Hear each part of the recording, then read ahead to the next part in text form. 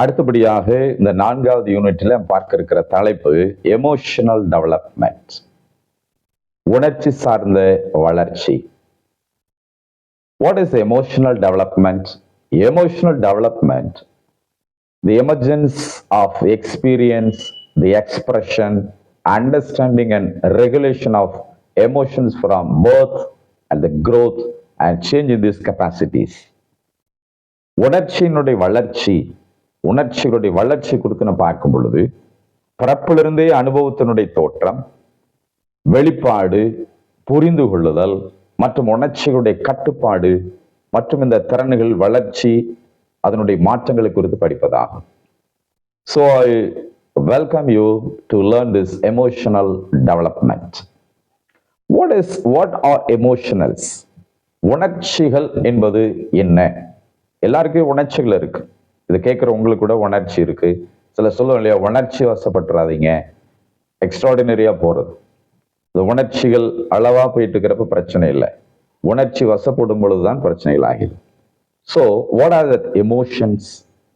Emotions are complex phenomena studied across various disciplines, including biology, psychology, and neuroscience.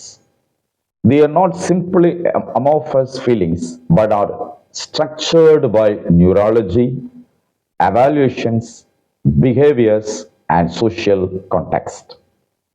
Emotions involve physical, experiential, and social structures, integrating neuropsychological, behavioral, evaluative, and social elements. Okay, for your understanding, let I give explanation in Tamil also. உணர்ச்சிகள் என்பது உயிரியல் அல்லது உளவியல் மற்றும் நரம்பியல் உள்ளிட்ட பல்வேறு துறைகளில் ஆய்வு செய்யப்படும் சிக்கலான நிகழ்வுகள் ஆகும். அதை வெறுமனமே உருவமற்று உணர்வுகளை அல்ல, ஆனால் நரம்பியல், மதிப்பீடுகள், நடத்தைகள் மற்றும் சமூக சூழல்களால் கட்டமைக்கப்படுகிறது. உணர்ச்சிகள் உடைய உடல், அனுபவம் மற்றும் சமூக கட்டமைப்புகளை உள்ளடக்கியதாகும். நரம்பியல், இயற்பியல், நடத்தை, மதிப்பீடு மற்றும் சமூக கூறுகளை ஒருங்கிணைக்கிறதாக இது இருக்கிறது. Again, I'm going to give in a simple way explanation. உணர்ச்சிகள் என்பது என்ன? உயிரியல் அல்லது உளவியல், நரம்பியல் பல்வேறு துறைகளிலே அது சிக்கலுடையதாக இருக்கிறது. அதாவது உளவியல் மனதை பற்றி படிக்கிறது, நரம்பியல் உணர்வுகள் அதிகமாகும் பொழுது நரம்புகளுடைய வேலைகள் ஜாஸ்தியாக இருக்கிறது. அது இப்படி சொல்லுவாங்க, ஒருத்தர் கோபப்படும் பொழுது உடம்புல இருக்கிற எல்லா நரம்புகளும் என்ன செய்து ரொம்ப பாதிக்கப்படுதுன்னு சொல்லுவாங்க. அதே சமயத்துல மகிழ்ச்சியா இருக்கும் பொழுது உடம்புல இருக்கிற எல்லா நரம்புகளுக்கும் ஒரு சத்துணவு போட்ட மாதிரி இருக்குன்னு சொல்லுவாங்க. So the nerves is related with the emotions. உணர்ச்சிகளோடு நரம்புகள் சம்பந்தப்பட்டதாகவே இருக்கிறது. இது நீங்கள் மருத்துவரிடத்துல கேட்பீர்கள், இன்னும் தெளிவான காரியங்களை நீங்க பெற்றுக்கொள்ளலாம். ஓகே, அப்படி இருக்கும் பொழுது இந்த எமோஷன்ஸ் பத்தி இந்த இடத்துல இந்த சப்ஜெக்ட்ல சாப்டர் நம்ம படிக்கிறது ரொம்ப அவசியமாக இருக்கிறது. Okay, let us think about the positive emotions and negative emotions. நேர்மறை உணர்ச்சிகளை பற்றியும் எதிர்மறை உணர்ச்சிகளை பற்றியும் இப்பொழுது நம்ம பார்க்கலாமே. What is a positive emotion? Positive emotions are defined as pleasant or desirable emotional responses to situations or stimuli. They are associated with the feelings of joy, contentment, love, and excitement. புரியுதுங்களா? அதாவது நேர்மறை உணர்ச்சிகள் என்பது சூழ்நிலைகள் அல்லது தூண்டுதல்களுக்கு இனிமையான அல்லது விரும்பத்தக்க உணர்ச்சி பூர்வமான பதில்களை வரையறுக்கப்படுகிறது. அவை மகிழ்ச்சி, மனநிறைவு, அன்பு மற்றும் உற்சாக உணர்வுகளுடன் தொடர்புடையதாக இருக்கிறது. இதுதான் positive emotions. If a man sees everything as a positive, no problem in his eye.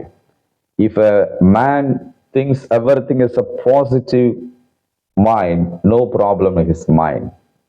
If his heart thinks everything is a positive, எல்லாத்தையுமே பாசிட்டிவாவே எடுத்துட்டாங்க அப்படின்னு சொன்னோம்னா பிரச்சனை எதுல இருக்காது, உடல் உறுப்புகள்ல பாதிப்புகளும் இருக்காது. Okay, let us think about the negative emotions. Negative emotions, on the other hand, are those that evoke unpleasant feelings such as sadness, anger, fear, and anxiety, while often viewed as undesirable. Negative emotions are essential to survival and personal growth. அதாவது எதிர்மறை உணர்ச்சிகள் என்பது என்ன? எதிர்மறை உணர்ச்சிகள் என்பது சோகத்தை கொண்டு வருவதாக இருக்கும், கோபத்தை கொண்டு வருகிறதாக இருக்கும், பயம் மற்றும் பதட்டத்தை ஏற்படுகிறதாக இருக்கும். அவர்கள் விரும்பின காரியமாய் அது இருக்காது. ஸோ இது பெரும்பாலும் மிகப்பெரிய பாதிப்புகளை, உயிரிழப்புகளை கொண்டு வரும். ஸோ அதனால தான் எதிர்மறை உணர்ச்சிகள் நமக்கு விடுதலை வேண்டும். அதாவது சோகமாகவே அப்படி இருந்துடக்கூடாது. கொஞ்சம் நேரம் சோகமா இருக்கலாம். For example, if you go to a movie, you can see all types of locations and situations in that movie. You can see a happiness situation, you can see a sad situation, plus and minus, everything will go in that movie. Life is also like that. ஒரு பாதையில போகும்பொழுது மேடு பள்ளங்கள் எப்படி இருக்கோ அது போல வாழ்க்கையும் அப்படித்தான், மேடு பள்ளங்களை இறங்கி இருக்கோம். பட் நாம தான் நல்லா பிரயாணிக்கணும். பிரயாணிக்கிறத பொறுத்து தான் அவங்களுடைய பிரயாணம் இனிதாக அமையும். So life is surrounded like this type of situations, but you should not see the negative always. எப்பவுமே நெகட்டிவ் பார்த்து நம்ம சோகத்துல விழுந்துட்டு கூடாது. அது நம்மளை ரொம்ப அமிழ்த்தி போடும். கோபம், பயம், திகில், பதற்றங்கள், எப்பொழுதுமே சில நாள் பதற்றமாகவே இருப்பாங்க. எனக்கு தெரிஞ்சு ஒரு நல்ல ஒரு பெண்மணி, வீட்டுல எல்லாம் வசதியா இருக்காங்க, நல்ல ஒரு மாப்பிள்ளை பார்த்து திருமணம் பண்ணி வச்சாங்க. ஆனா திருமணத்துக்கு முன்பாக அவங்க மனநிலையில ஒரு சைக்கோ ப்ராப்ளம் இருக்கிறவங்க தான். எதை எடுத்தாலும் பயந்துக்கும், எதை எடுத்தாலும் நெகட்டிவா தான் யோசிப்பாங்க. ஒரு ஃபேனுக்கு கீழே உட்காந்து இருப்பாங்க, இந்த ஃபேன் கலண்டிய மண்டையில வந்துச்சுன்னா என்ன ஆகுறதுன்னு யோசிப்பாங்க. ஒரு வாகனத்துல போயிட்டு இருப்பாங்க, நான் ஓட்டிட்டு போகிற வாகனம் எங்கேயாவது ஆக்சிடென்ட் ஆயிடுச்சுன்னா செத்து போயிடுவேன்னு பயப்படுவாங்க. So everything from morning to evening she is thinking about negative thoughts. She is filled with the negative thoughts. Her heart and mind is filled with the negative thoughts. எப்படிப்பட்ட ஒரு பெண்மணிக்கு திருமணம் பண்ணி வச்சா அந்த வீட்டில் அவங்க எப்படி இருப்பான்னு யோசித்து பாருங்களேன். நல்ல திருமணம் நடந்துச்சு, ஆனா இப்ப அவங்க கணவனோடு இல்லை. குழந்தை ஒண்ணு இருக்கு, அந்த குழந்தையும் கணவன் அவளோடு இல்லை. அவள் இப்பொழுதும் அதை விட்டு பிரிஞ்சு தனியா ஒரு ரூமுக்குள்ளதான் இருக்கிறான். எப்பயுமே அந்த ரூமுக்குள்ள இருக்குன்னு விரும்புறான். So this type of negative feelings will spoil your life. மாணவர்களுக்கு அந்த மாதிரி நெகட்டிவ் ஃபீலிங்ஸ் இருக்கான்னு பார்த்துட்டு ஒரு ஆசிரியர் நீங்கள் என்ன செய்யணும், அதுல இருந்து அவனை வெளியே கொண்டு வர்றதுக்கு நம்ம முயற்சி எடுக்கணும். Okay, what is the emotional control? Negative பார்த்தோம், பாசிட்டிவ் பார்த்தோம். இந்த எமோஷன்ஸ் எப்படி கண்ட்ரோல் பண்றதுன்னு நம்ம பார்த்துடலாம். உணர்ச்சிகளை எப்படி கட்டுப்படுத்தணும்? The emotional control or emotional regulation is the ability to manage and respond to emotional experiences in a way that is appropriate and adaptive, significantly impacting mental health and interpersonal relationships. உணர்ச்சி கட்டுப்பாடு அல்லது உணர்ச்சியுடைய ஒழுங்குமுறை என்பது மன ஆரோக்கியம் மற்றும் தனிப்பட்ட உறவுகளிலே குறிப்பிடத்தக்க தாக்கத்தை ஏற்படுத்தும். பொருத்தமான மற்றும் தகவமைப்பு தலைமை கொண்ட முறையிலே உணர்ச்சி அனுபவங்களை நிர்வகிக்கும் மற்றும் பதிலளிக்கும் திறனாகும்.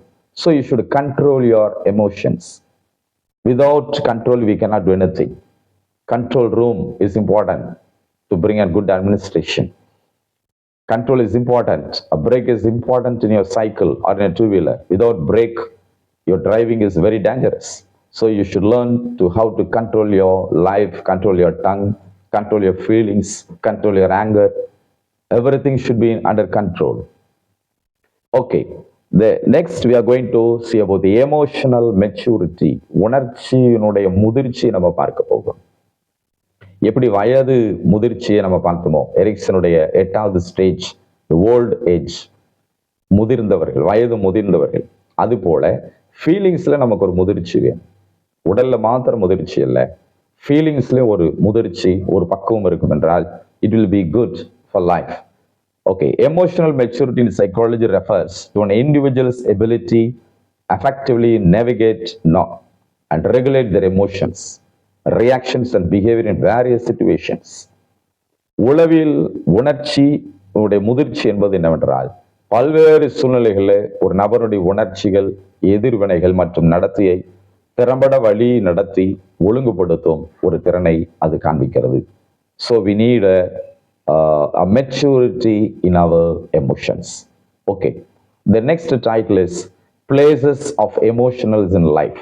வாழ்க்கையில உணர்ச்சி வசப்படக்கூடிய இடங்கள் எது என்பதை குறித்து நம்ம பார்க்க போகிறோம். Understand the functions of meanings of emotion in 3 areas of life. வாழ்க்கையில 3 பகுதிகளிலே உணர்ச்சியினுடைய செயல்பாடுகள் மற்றும் அர்த்தங்களை நாம் புரிந்து கொள்ள வேண்டும். What are the 3 areas? First is the intrapersonal. Second one is the interpersonal. The third one is the social cultural.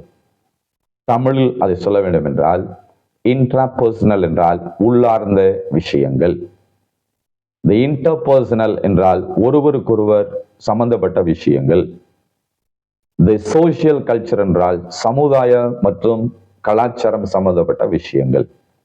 So the 3 important situations will make you tensions.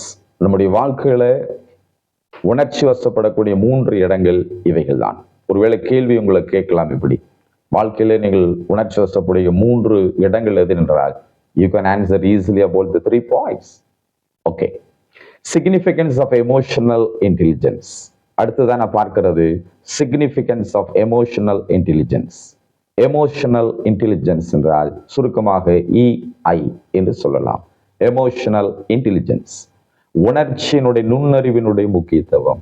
இந்த உணர்ச்சிகளில் ஒரு நுண்ணறிவு இருக்கு. சில சொல்லுவாங்களா, அறிவு இல்லாம இப்படி பண்ணிட்டேன்னு சொல்லுவாங்க, அறிவு கெட்டத்தனமா இப்படி செய்துட்டாங்க, முட்டாள்தனமா செய்துட்டான்னு சொல்லுவாங்க. முட்டாள் என்றால் இஸ் 0. பட் அதே சமயத்துல உணர்ச்சிகள் எல்லாம் அவர் கண்ட்ரோல் பண்ணி அவர் செயல்படுவார் என்றால் he will get a first rank. Okay. The importance of EI should not go appreciated. The ability to understand and manage your emotions is the first step in realizing your true potential. EI இனுடைய, அதாவது emotional intelligence முக்கியத்துவத்தை நாம் பாராட்டாமல் விடவே கூடாது. உங்கள் உணர்ச்சிகளை புரிந்து கொண்டு நிர்வாகிக்கும் திறன் உங்கள் உண்மையான திறனை உணர்ந்து கொள்வதுதான் முதல் படியாக இருக்கிறது. You should recognize your feelings, your EI. Okay, I believe that you can understanding all this. At last we are going to see the moral development. தார்மீக வளர்ச்சி, moral stories. ஏற்கனவே சொன்னாலே நன்னெறி கதைகள், நல்ல விஷயங்களை படிக்கலாம். moral, அதுல நீங்க டெவலப் ஆகும். Already in the beginning, when I start this class, I told about the moral. Where there is immoral, moral is needed. Immoral is a dark and moral is a light. Wherever the light flashes, the darkness will disappear. Yes, when the light appears, the dark will disappear. வெளிச்சம் வரும்பொழுது இருள் தானாக விலகி போயிடும். அதுபோல moral development அவசியம். அது இருக்கும் என்றால் மற்ற இம்மாரல்ஸ் எல்லாம் குறைந்து விடும். உளவியல ஒழுக்க வளர்ச்சி என்பது தனிநபருடைய தார்மீக தரநிலைகள் மற்றும் நடத்தைகளை பெற்று அவற்றை பயன்படுத்தும் செயல்முறையை குறிக்கிறது. தார்மீக வளர்ச்சி நமக்கு அவசியம். The moral development in psychology refers to the process through which individuals secure and apply more standards and behaviors. Okay. Now we are going to say about the Kohlberg's 6 stages of moral development. கோஹிபர்க்ஸினுடைய தார்மீக வளர்ச்சியில பத்தி 6 நிலைகள் ரொம்ப அவசியமாக இருக்கிறது இந்த moral developmentல. நாம் அதை இப்பொழுது பார்க்கலாமே. Okay, the first one is pre-conventional level. அதாவது அவருடைய அந்த நிலைகளை பத்தி சொல்லும் பொழுது ஒவ்வொன்றாக நீங்கள் குறித்து கொண்டு வரலாம். கிட்டத்தட்ட ஒரு 3 ஸ்டேஜஸ் கொடுக்கிறார். 3 ஸ்டேஜஸ், 3 டாபிக்னு எடுத்துக்கலாம். 3 டாபிக்ல 2 ஸ்டேஜ். அப்ப கிட்டத்தட்ட 6 ஸ்டேஜஸ் அவர் கொடுக்கிறார். அது என்பதை பார்த்துட்டு இந்த வீடியோ கிளாஸ் நம்ம நிறைவு செய்ய போகிறோம். Okay, the first one is the pre-conventional level. அதாவது முன் வழக்கமான ஒரு நிலை. இதுல ஸ்டேஜ் 1 என்னன்னு கேட்டீங்கன்னா obedience and punishment orientation. கீழ்ப்படிதல் மற்றும் தண்டனை நோக்குதல் என்னன்னு உங்களுக்கு புரிஞ்சிருக்குன்னு நினைக்கிறேன். தண்டனைனாலே நம்ம என்ன செய்வோம், அவன் கீழ்ப்படியணும் அப்படின்னா பிள்ளைகள் நம்ம அவனை தண்டிக்க வேண்டியதாக இருக்கும். பிரம்பை கையாளாதவன் தன்னுடைய மகனையோ அல்லது மாணவனையோ பகைக்கிறான் ஒரு பழமொழி உண்டு. So where is strict there is strict. But nowadays our situations are very strict to not take the stick.